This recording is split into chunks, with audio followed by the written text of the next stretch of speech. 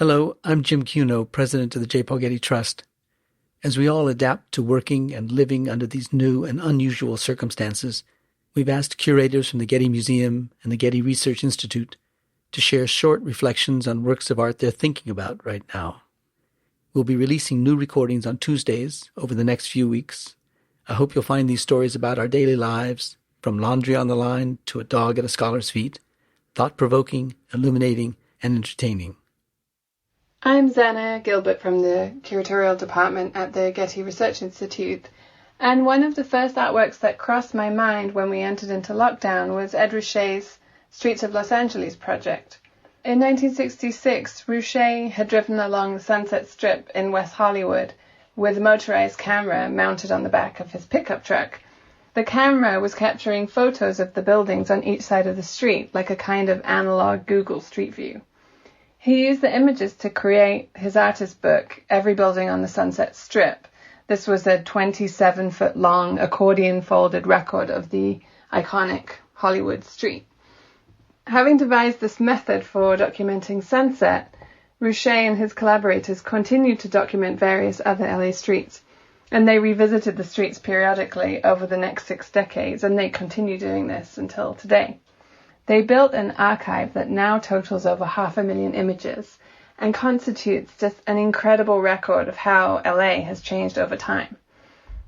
On one of the first days of lockdown, one of the rainy days at the beginning, I drove the entire length of Sunset Boulevard with my family. This was research that I'd been wanting to do for a while, but would never have done under normal traffic conditions. We began at the beach in Malibu and then drove through Brentwood towards the street signs of a deserted Sunset Strip, and then through Little Armenia, Thai Town, and then ending where it turns into Cesar Chavez Boulevard.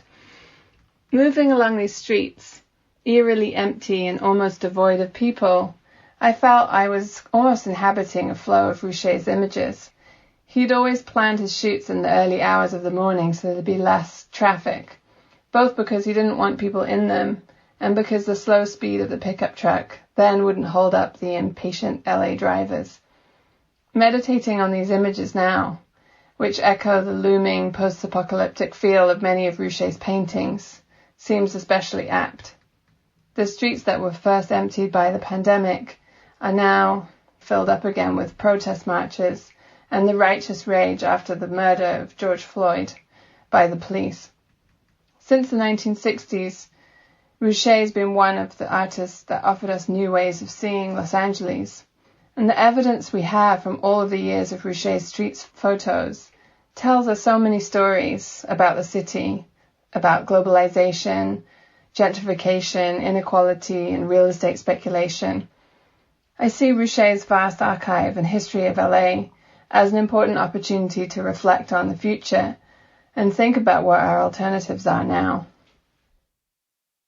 To learn more about Ed Ruscha's Streets of Los Angeles photographs, a project he began in 1966, click the link in this episode's description.